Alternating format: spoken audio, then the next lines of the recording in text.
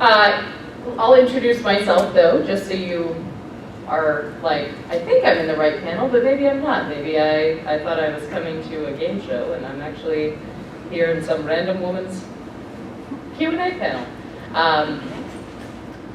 I'm Molly Searcy. I'm a voice actor. I do anime dubbing, English dubs for Crunchyroll. We'll call it Crunchyroll now. So it's Funimation, but Crunchyroll has bought them. Searcy is here. Searcy, we share the same. Her first name is my last name, so we are bonded forever.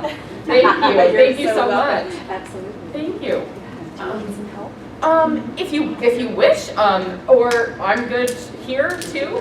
Yeah. Thank you. Hover from a distance. Sure, we love a hover. All right. We love a hover. Yes, so I also do voice acting for Sentai Filmworks and Soundcaden Studios. I also do some corporate things, so I've recently been working on some stuff for Microsoft, which is exciting. And I don't know if it's made it up here yet, but there's a company called Hawaiian Bros, and they make really good Hawaiian food. And so I've been doing some work for them too. Basically, if you're in need of a voice actor, I'll sign up. Yeah, anyway, the shows that I am perhaps best known for would be a show called Akame ga Kill. Yay! It's on Netflix currently, and it was on Toonami back in 2015.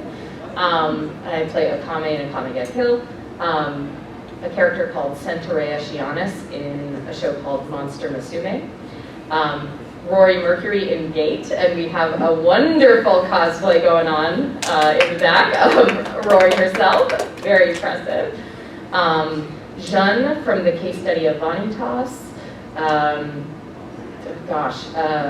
Mako Reze from Girls in Panzer. My brain is going on very little sleep at the moment. I came from Texas and I slept for like 2 hours. You know, it's going well. It's going well. Anyways, but we're here. We're here, and I'm glad you're here. And if you have any questions or comments, thoughts, concerns, prayers, please lift them up.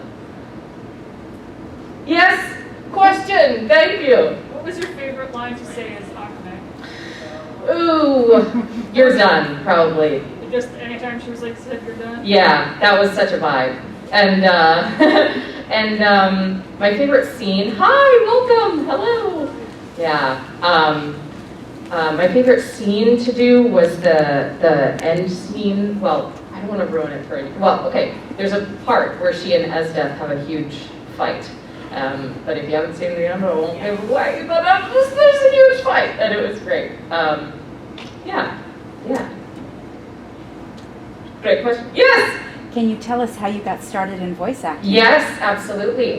So I am an actor by trade. I went to undergrad and got my bachelor's degree in theater and dance, and then I worked as a theater actor for about 10 years, and then I went back to school and got my MFA, my master's in acting, and graduated in 2020. Hey, what a good time.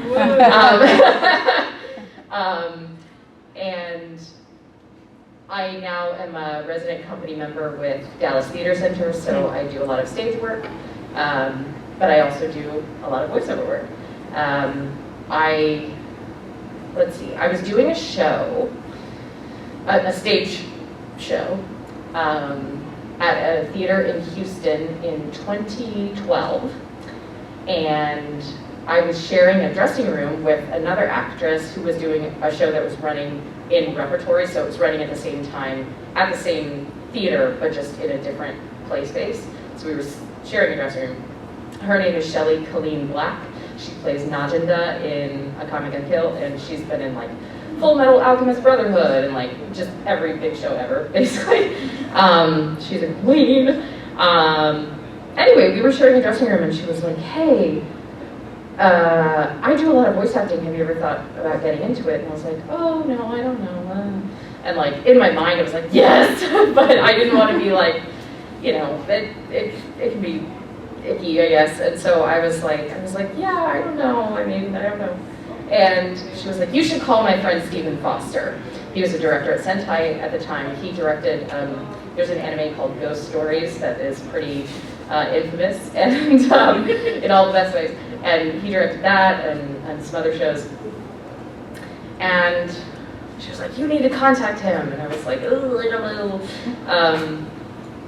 And I sort of put it off because I didn't want to seem, I don't know, opportunistic or something. And I was nervous and I was young.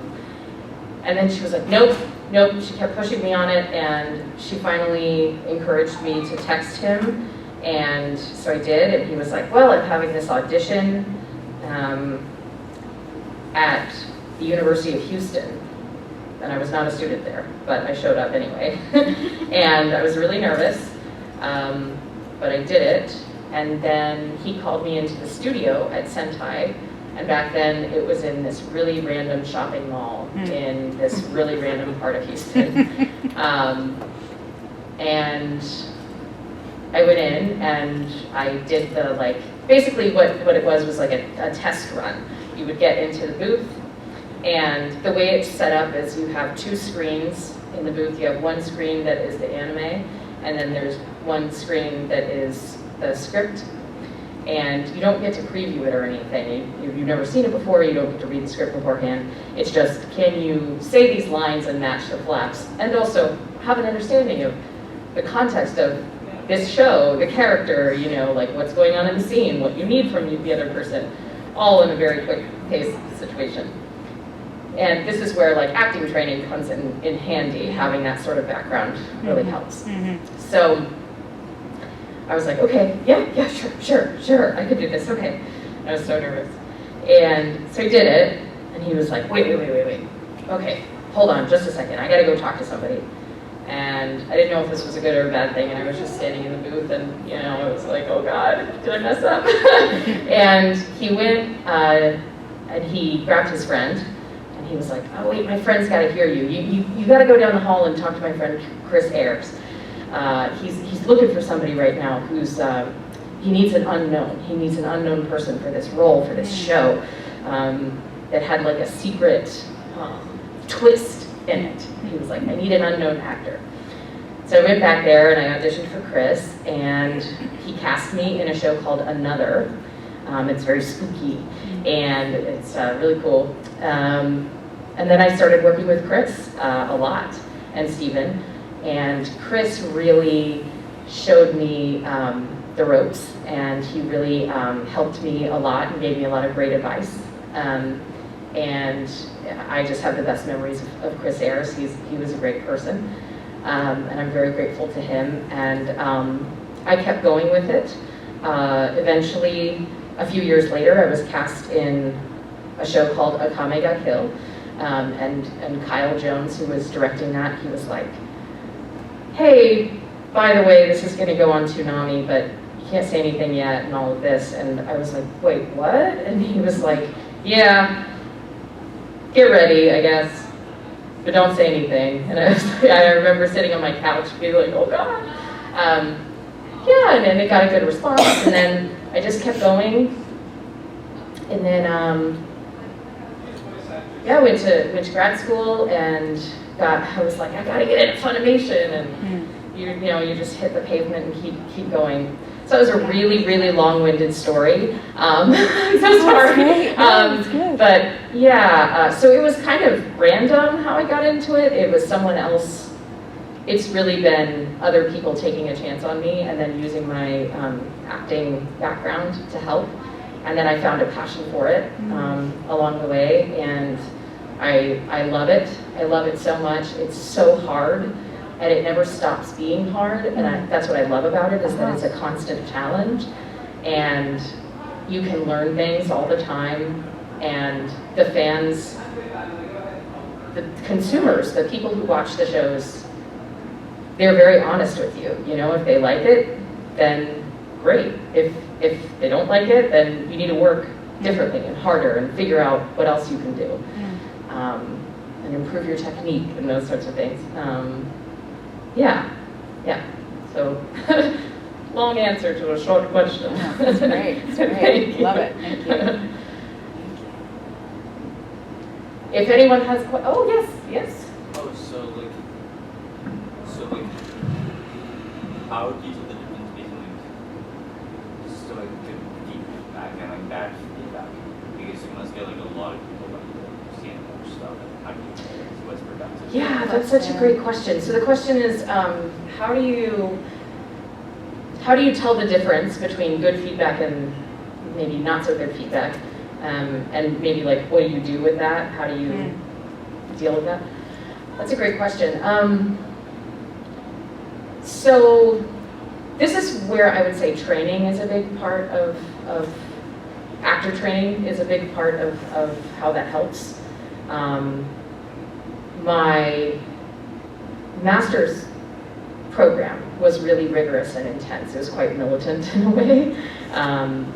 But the benefit of that was my professors were like, you're going to know whether what you're doing in a scene is honest. Are you being honest in this scene, or are you bullshitting essentially? And if you're BSing, then it feels bad in your body and you know that you're doing crap work. And then you can ask yourself, why am I doing crap work? Is it because I'm not prepared? Is it because I don't understand the scene? Is it because I'm tired and stressed and I didn't take care of myself well enough? Those sorts of things. Or are you playing the truth of the scene? Are you being honest? Are you taking risks? Are you doing the best that you can? If that's the case, and if people don't like it, then that's okay. That happens. But you can still be proud of the work that you did if you know that you have done the best job that you can do. Then feedback that's like, I didn't like this. I didn't like this choice. That's a weird voice that you chose to use. Or, that's, I don't know, I just don't like what you did. Then it's like, okay, you can have your opinion. Cool. Awesome. Thank you for the feedback. I'll take it and move forward. And if people like it, then awesome, yay. But it's really about how it feels in your body, and you will know if you've done a good job. And then the cool thing about art is, like, these paintings, somebody can be like, whoa, that took so much time and effort. And then somebody else could be like, it's not that cool. It's just a lighthouse or whatever, So it's subjective, and that's what's cool is people can have different opinions, and it's how you feel, and also the director and the sound engineer that you work with. It's a very collaborative process, and if they're pleased with the work that you're doing and you're being asked to do something and you're delivering, then great, then you've done your job. And generally people are so kind and so positive, so much more than the negative stuff.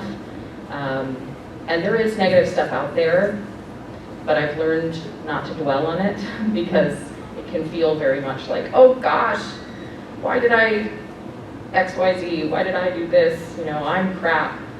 But that doesn't help anything, So you just go back to the work itself and what you know how to do. So, hello, welcome, hi, hey. I'm here for Aaron's sandwich. Oh, I've got it. Back over here. Oh, amazing. Okay. Come back this way. Yes, any other questions? Did that answer your question? Okay, all right. Sometimes when you get started talking and you're like, wow, I'm the only person talking. What the hell am I saying? Who am I?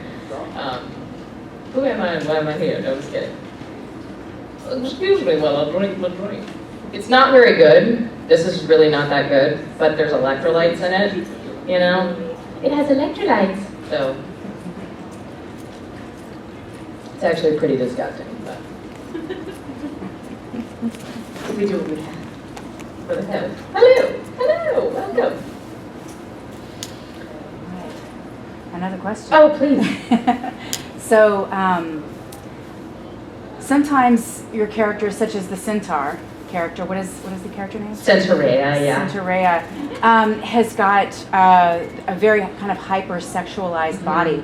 What is that like for you as a woman actor to play a character like that, and some of the responses that you get? Like, what is that like for you? That's such a great question. Thank you, Searcy. Thanks. That is a great question, and how do I deal with the responses?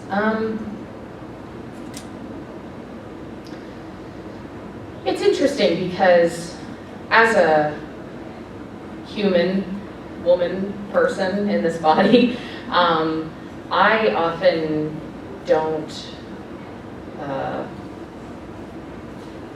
when I was in school, everything goes back to school because it was like the most recent experience of my life, you know? Yes. So not to be like, that's the only thing I can talk about. It's just, I graduated in 2020 and then the pandemic happened, and like, the pandemic is that weird sort of time where you're like, we are gonna wake up one day and like none of this happened, right? This was just like a weird dream that we were in, like it's an alternate reality. We get to go back and pick back up, right? No, this is just what happened, okay. All right, well, great.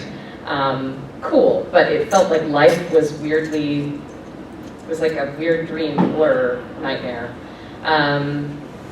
So in school, in grad school, you have to like do all this digging and learning about yourself and what you're good at and what you're not good at. And something that my teachers would always say is they would be like, you get really, Molly, as the actor, you get really uncomfortable doing sensuality, like being in sensuality, because it feels very vulnerable and very exposing versus like being angry, because anger is a powerful emotion and you can like feel very active with emotion, with anger. But exuding and receiving sensuality can feel very raw and open. So as a person in my day-to-day life, that's something that is, I don't know, it's not my go-to. So, but I voice a lot of very sensual and outwardly sexual characters. And I think that that's awesome because I feel like empowering in a lot of ways. If you can feel comfortable in your sexuality and your sensuality and you can own that and not be apologetic for it or anything, that's awesome, you know? I wish that I could be that brave. But what I love about Centaurea, and something that is very important to me, is if I play characters that do, that are perhaps more sexualized or very, you know, they tend to be women that are very empowered and very much in charge of calling their own shots. Yeah. And that's very important, I think, in general, because we always want to have consent and we always want to make sure that the person being sexualized is in charge of that, you know? So when we were recording Monster Musume, there was a scene where, it's like a dream sequence scene, where the way the script was written, it was implied that this character was going to sleep with Centaurea, but that it was not really consensual. And I remember this moment, this feeling in my body of like, ooh, this is icky, because I'm not okay with that as a person, and I don't want to condone that, and I don't want to promote that either. Because everyone deserves respect and consent. But I was like, oh man, I'm an actor. I'm the person with the least agency in this room. I've got a director and an engineer and a scriptwriter and all these people that they're telling me this is what you need to do. But I was like, this is a moment. This is one of these moments where you have to stand up and you have to say, hey, I think we should change this. Can we change this? And I said, you know, the way this is written, it's implying that it's kind of not consent, you know? Like perhaps an R-word situation. I don't like that. And they were amazing about it. And they were like, oh my gosh, you're right, I hadn't read it that closely. Why don't we just change it? Let's just change it. And it was so simple Yeah. and such an easy fix.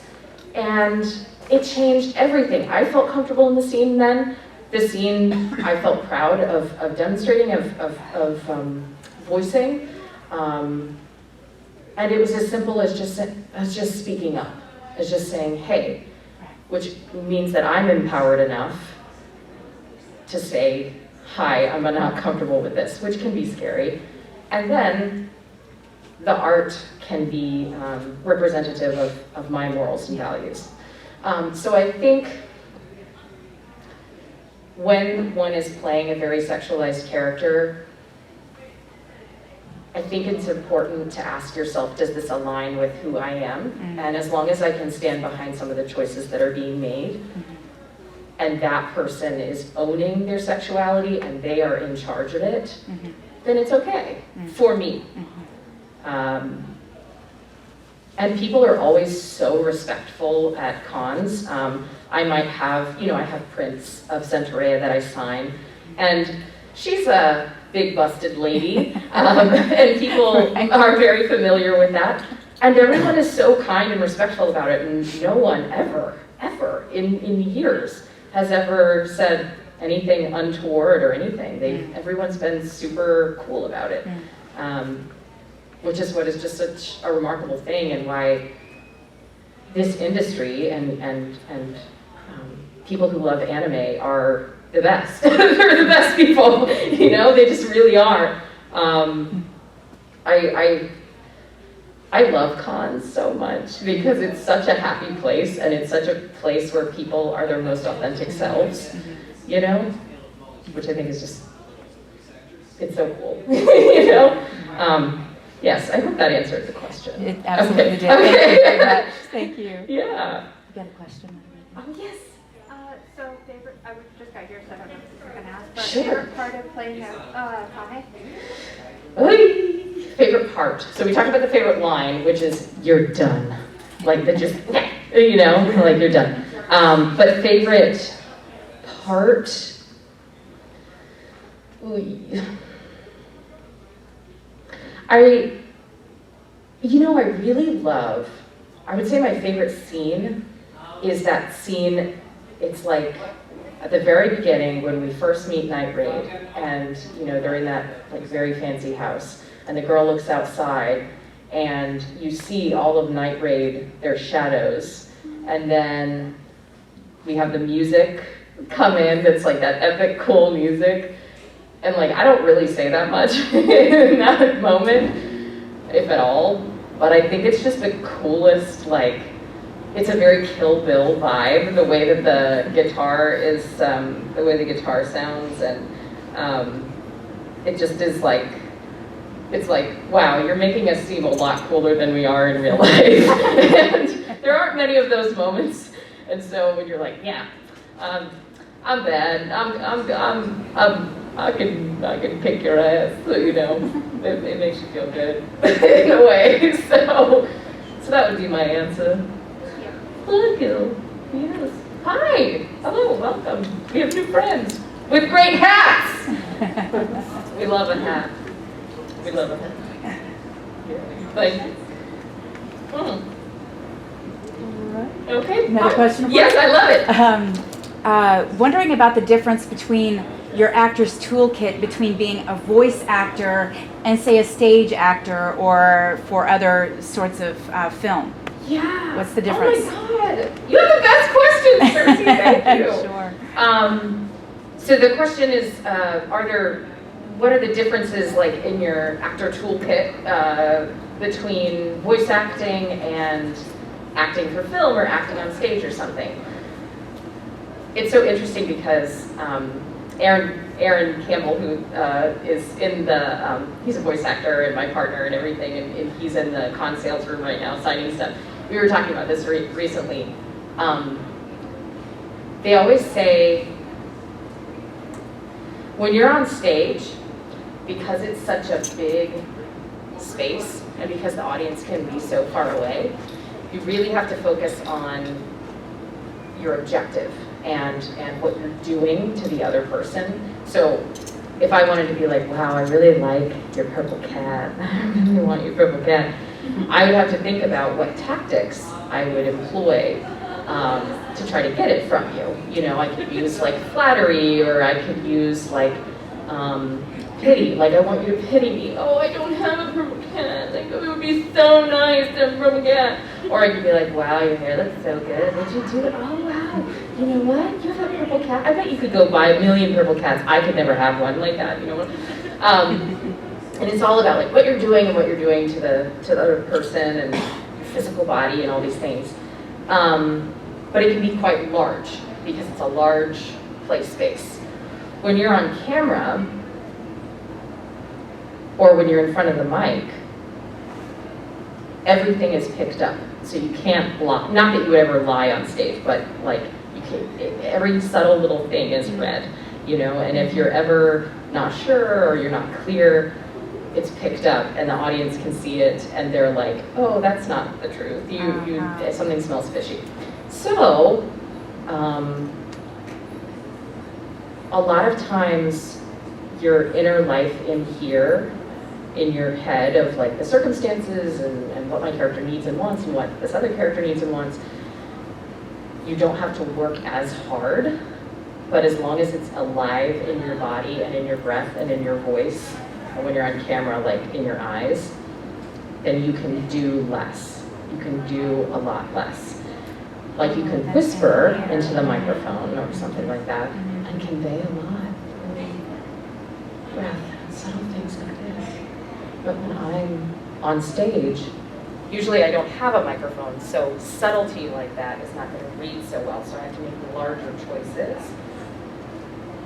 As an actor who does both mediums, it's important that I fully understand the power of my physical life and physical self and what my body's doing and how I feel in front of people and what's going on.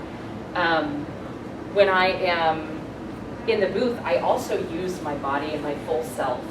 But there are also little hacks and tricks that I can use to get to an emotional state that I need to be in. This is something I'm going to talk about at my panel tomorrow. There's a technique called ALBA technique. It's ALBA voice work. And how are we doing on time? We good? Yeah, okay. We're good. And there are ways of like, if I needed to get into anger really quickly, I'll show you really quickly. So there are things that physiologically we do when we get into anger. Our jaw tightens and clenches, and it comes a little bit forward like this, and our physical body becomes more rigid. Here, I'll get closer like this. Our physical body becomes more rigid, our eyes narrow a little bit, and we start breathing through our nose. Because it's a like a primitive sort of, and we can mirror it because I'm seeing it slightly mirrored in you, as like a challenge. It's like you've got a dog, like a dog with a bone in its mouth.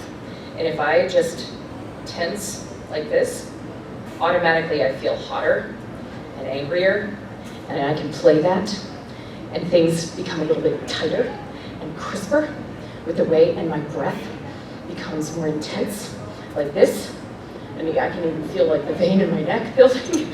And then there are other things that I can do, like joy. Joy is looser. It's a looser body. Invite a smile.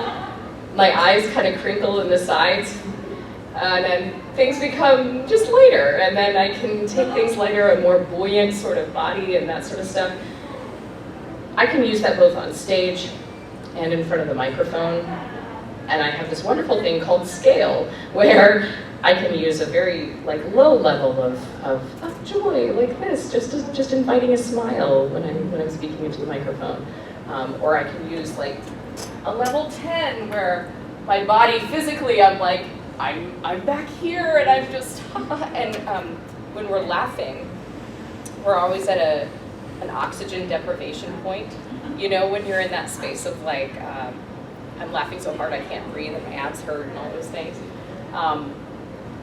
One trick is to exhale fully.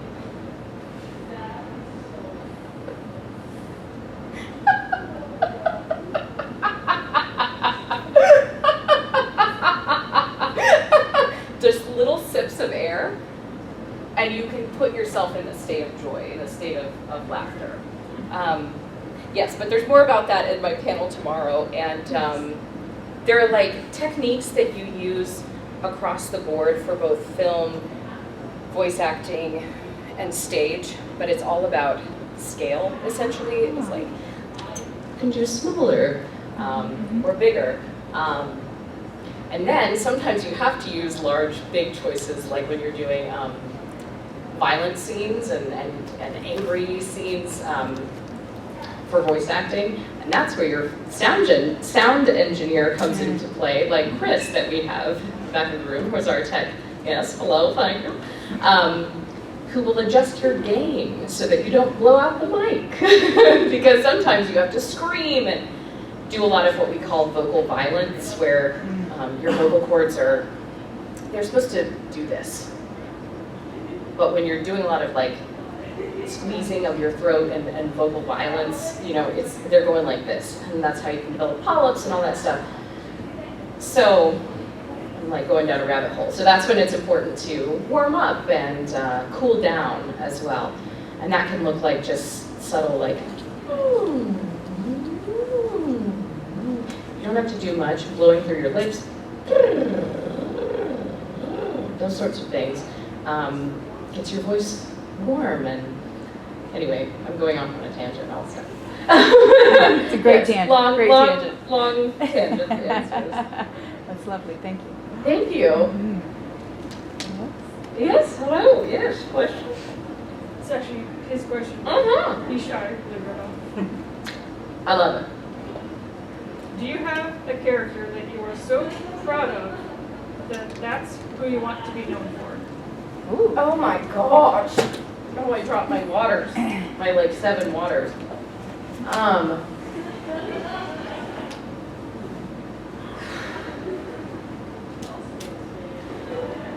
That's such an interesting question and a hard question and a great question. Yes.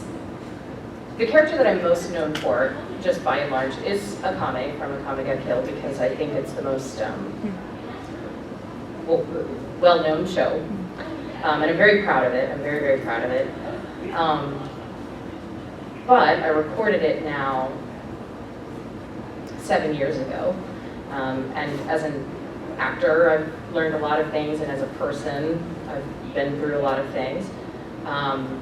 So I would say that, but now, like at this point in my life, I'm like, oh, I've done shows where I feel like I've stretched a little bit more. I've gotten more out of my comfort zone. I've tried different things. And Jeanne from the case study of Vanitas, I'm very, very proud of. Because there are some great moments in that show where I have a whole monologue, essentially, that's sort of like a Shakespearean soliloquy, where I get to work out this problem of, I have feelings for Vanitas. No. Yes. No. Why do you like him? What's going on? Oh my God, I kissed him. Like, no! You know, it's just, yes, no, yes, no. And that sort of thing is so delightful, and we don't always, as actors, get to exercise the full breadth of our technique, you know. Sometimes it's literally just going in and, you know, doing a commercial saying like, I like cheese, you know, and that's it. Like, great. And those are the moments where you're like, wow, okay, I don't know what I'm doing with my life. But the moments where you do get to challenge yourself and remind yourself like, okay, yeah, you gotta do this. You know what this is, come on. You know, and sort of like get in the ring, essentially, and you are able to execute that well, and you feel like, I don't know, like you're making your professors happy posthumously or something. Not that they're dead, but you know, we're not in school anymore. Everything goes back to school, I'm sorry. Then those are the moments that you're like, okay, yes. And I'm quite proud of Vanitas. David Wald was the director on it, and he is a wonderful person and a big theater nerd like me, and we had the most fun. And Zeno Robinson is the voice of Vanitas, and he is just like next level. He's just a Wow. dream to work Wow. with, and he's so skilled and so talented, and like, I mean, we've never even met in person. I would just, because we record by ourselves, you know, and but I would hear his voice, but I would be like, oh, I think I'm in love with you. I think I'm in love with you just from your voice. Oh my gosh. Yeah, because he just did such a great job, and like really, it made my job so easy. Being in, just hearing what he did, it made it so easy to play off of.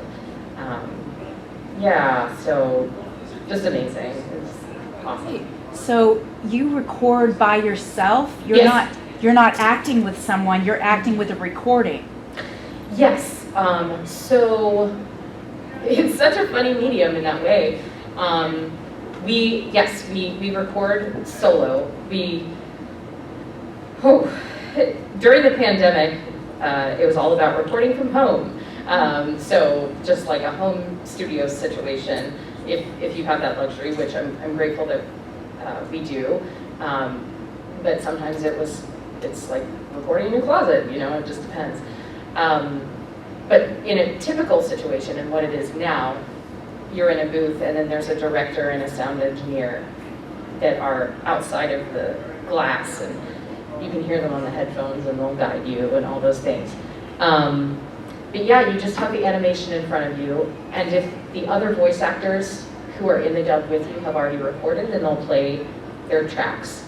But if they haven't recorded yet, then you're just responding to the Japanese version, so whatever the seiyus have done, the Japanese voice actors, which is why having acting knowledge can be really important, because then you can understand like what is going on in this scene, what do I need and want from my partner, who am I, what kind of a character is this, what kind of a person is this. Yes? Oh, I thought you were raising your hand. I did have a. Oh yes, ask So- away. When you're done, like you've done your lines and everybody's done their lines, do they have like, I work construction, like it's called a punch list, where they come back, hey, we want to kind of neaten this up, try something a little different with this? Yes, good question. Yeah, you call it punch list? And construction and industrial maintenance, we call it Yeah. punch list, doing all the little stuff to neaten stuff up. So it's basically a very similar thing. It's called pickups. So we've recorded the whole show, let's say, like Tomodachi Game, for example, which is a show that we're recording right now that's doing its simuldub situation on Crunchyroll. Crunchyroll.com. Yeah, and so we'll record a whole episode, but if something sounded wonky, or there was a situation with episode 10 that I recorded like a week and a half ago, right? And there came a situation where we heard a character's name for the first time, and in 10 episodes, so we've never said this person's name. And what's interesting is there will be the way that the name is said in Japanese, and then there will be the way that it's been decided that we're going to say it in English. It could be one-to-one, it could be the exact same, or it could be a slight deviation. Where it'll come up as a deviation will be, are we tapping the R or are we saying a hard R? Because obviously in English, we don't tap R's usually. We'll say ruh, but in Japanese it could be a duh or a ruh. And you have to make that choice and be consistent with it, you know? So we decided to say it a certain way and to tap the R, but if they had figured out, oh no, we're saying a hard R, then I would have had to come back and re-record those lines, which we didn't have to do for episode 10, thankfully, but it has happened before and often will happen. And that's the fun work that the engineers and QC people, the quality control people, get to do, is go back and make sure everything's consistent and cohesive and that there aren't any mess ups. And if there are, then you have to come back in and do it again. Do it until it's right. But we work on very tight schedules with simuldubs. So usually it's like a week, you gotta get it in, get it done. Some of the hardest working people work in anime, because it's just a round-the-clock job, and you do it because you love it, you know, which is great, because that means that you're passionate about it, but it can also mean like it's a lot of sacrifice and a lot of time. I think that's just the nature of acting in general, and this work that we do. You just have to be passionate about it, because it's a kind of time and energy dedication. But that's what we're here on this planet to do, is to do what we love. Anyway, okay, yes, you have a question? Dream anime voice acting role? Oh, God. I'm so scared to put this out there because... Do it, do it. Oh, no, because I don't want to, like... Oh, you don't want to jinx it? Yeah, well, and I don't want it to be like, you think you can point, you know what I mean? I'll say this. I'll say this. There's a character coming up in One Piece,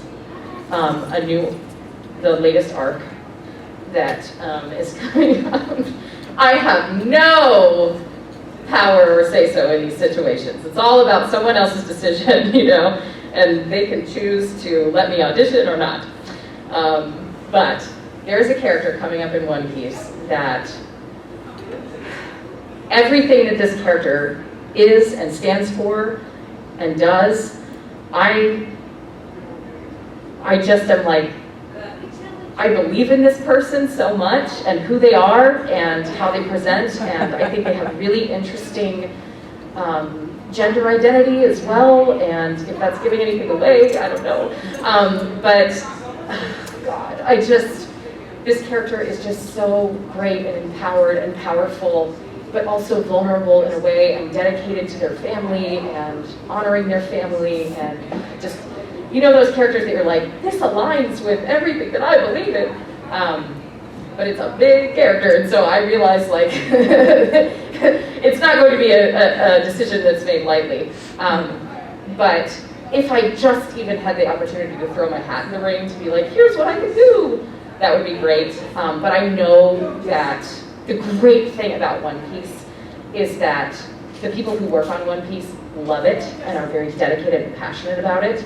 And the English directors, Anthony Bowling and Mike McFarland, are very, very passionate about it and care about it a lot. And so between them and Toei, they're going to make the best decisions and the most informed decisions, and they want to honor every character and make people happy and make sure that the story is told well. So whoever they cast in any role, it's always a good choice. It's always a perfect fit. It's just like, in my selfish point of view, it's like, oh wow, that would be cool. But we shall see. So yes, I dropped some hints, but I don't know if you can figure it out from that, but perhaps. Yes. Yes, question. So I hear you mention the QC, the engineer, the director, there's you, there's a whole team, a whole universe of people being kind of a cultural ambassador, Yes. translating values and story and vision from Japanese into English.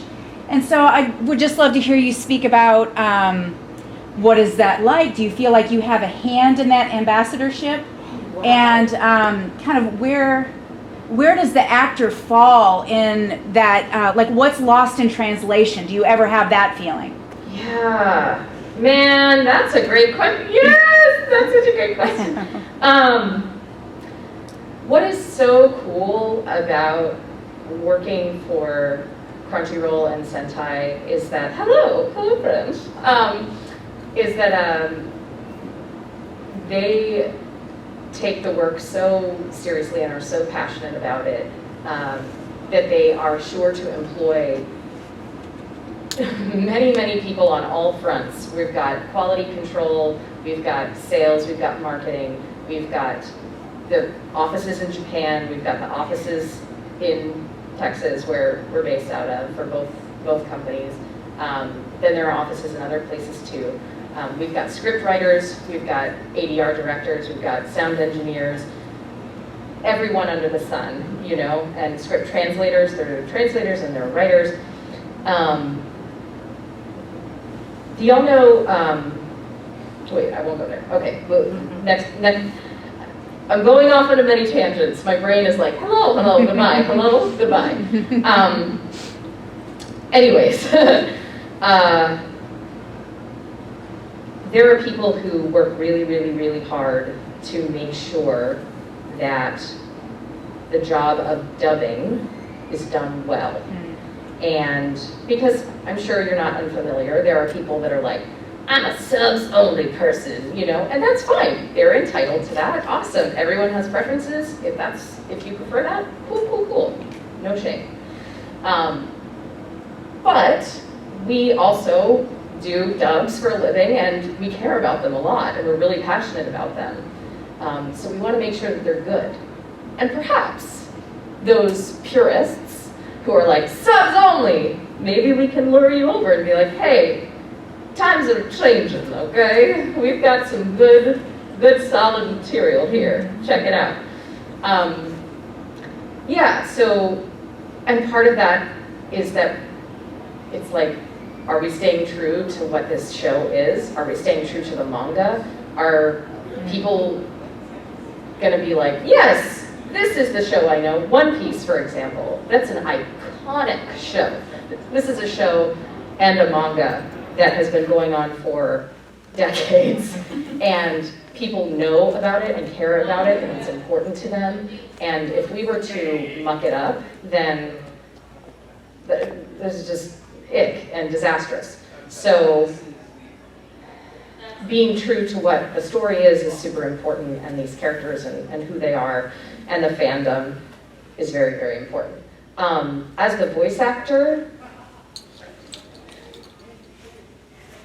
where do you fall into that, and where do you fall into, you know, remaining true to the story being told? It's interesting. That's a great question and a good conversation that is had. Sometimes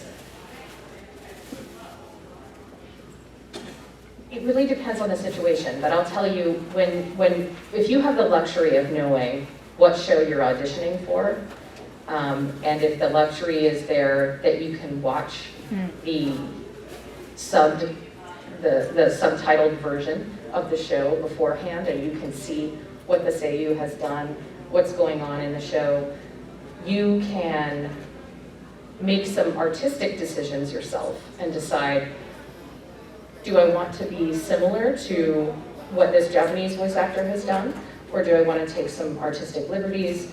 Do I kind of want to split the difference? And then decide what you're going to put forward in your audition. Sometimes they'll allow you to do like 2 takes. So you might do one where you're like, okay, this is a little bit closer to what the seiyuu has done. This second take is more my interpretation. Then the director will come in if you get the job, and they'll be like, hey, this is what we're thinking. You know, we really want to be close to this, or we can be a little looser artistically. And it's always about serving the story in the end, you know? But it depends on the franchise. It depends on like, which story are we telling? Have you had to study Japanese?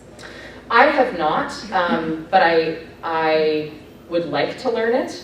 My brother used to live in Japan and speaks Japanese and can write it and all those things. And I always thought that it was like so cool and so amazing. I'm a little bit intimidated by it because it's so antithetical to English. You know, we don't use the same alphabet and all of these things. And something that's interesting about being a person is that a lot of us can put responsibility on ourselves to be perfect. Like we only want to do things if we can do them perfectly, because there's a fear of embarrassment or failure. So a lot of times, if we know we can't be perfect at something, we won't even start, because we're like, well, I'm not going to be perfect at it, and I'm going to be really bad at first, and who wants to be bad? So we don't start, or we tell ourselves that we're not good enough, or that we can't do it. It's just not possible. And that's a very problematic mentality. We want to start things and just try and know that, yeah, you're going to make mistakes, and that's okay. The only way to, if we all started perfect, how boring would it be too? Like, that'd be so boring. It'd be so crap. Yeah, so getting over that fear of being bad at it, I think it would be important. But I have more of an understanding than I did when I first started about pronunciation and things like that, and certain values that the culture has, that Japanese culture has. Jason Lord, who is a newer director to Crunchyroll, he is so interesting because he speaks and writes and reads his native language, which is English, but he also speaks, writes, and reads Chinese, Mandarin, and speaks, writes, and reads in Japanese. So he is a great asset to Crunchyroll because he can do all of these things. And I forget where he's from originally, somewhere in the Midwest. But he's also musical, he's just like jack of all trades person. And I think he's only like 40 or something, and I'm like, well, I feel like I haven't done anything with my life. You can do all of these great things. Okay, So we probably have time for one more question. one more question, if anyone has one. I do, if nobody else does. Oh, maybe two. One, two. Go ahead. Wait for it. I dare not. You look like you could take me down. Rochambeau. Go ahead. It's nothing really to do with the voice acting alone. I'm just curious if this is your first time visiting Maine. Oh. Yes, it is. It is my first time visiting Maine, and it's extraordinary. Yes. I cannot tell you. I'm from Houston originally. It's hot. It's super hot. I live in Dallas now. It's still very hot. It is ungodly hot. It's like 105 there right now with a heat index of 112. Yeah. I broke out in a heat rash from driving in my car. My ancestors did me wrong because I live in a state, and my family lives in a state that is not built for people who are Nordic. Yes. It's not, no. Yes. Did you have your hand up? I did. Okay. What was your hardest role to film in any shows? They're all hard. They're all hard in their own way. What was the most straining on your voice? The most straining on my voice. Good question. Honestly, there's a show out right now called The Executioner and Her Way of Life that's on High Dive. And I play a character named Flair, and she's great and awesome and powerful sorceress. But she has some really intense stuff, and I shredded my voice. But I knew what to do to take care of it, which is important. This is why education is so helpful and so necessary, because if I didn't know these things about warming up and warming down, how important it is. A lot of people don't know about cooling down your voice. Just as you would, you warm up your voice, you want to cool down your voice. You can do subtle things like, it doesn't have to be big, but just running through, hydrating, and then not speaking, vocal rest and vocal care, avoiding strain for the next few days. I'm not going to hurt myself vocally. Might strain myself in the moment, but take care of myself in the end. So that is what is important. Stay in school. But that one's pretty intense. But they can all be intense. Yeah. Thank you so much. Sure. Any last remarks from you? Are you good? You've said a lot. I just want to say thank you. Thank you for coming, and thank you for being here at PortCon, Maine. It is so exciting to see everybody and to be here in this state. And everyone's been so nice and so cool, and I'm excited to see more of it. I'm hoping to go to LL Bean and take a picture in front of the booth. My brother texted me and he was like, they got an LL Bean store there. I was like, what? It's not just a catalog? So Super. that's the plan. Well, Molly Searcy, thank you so much for your passion, for your art, for being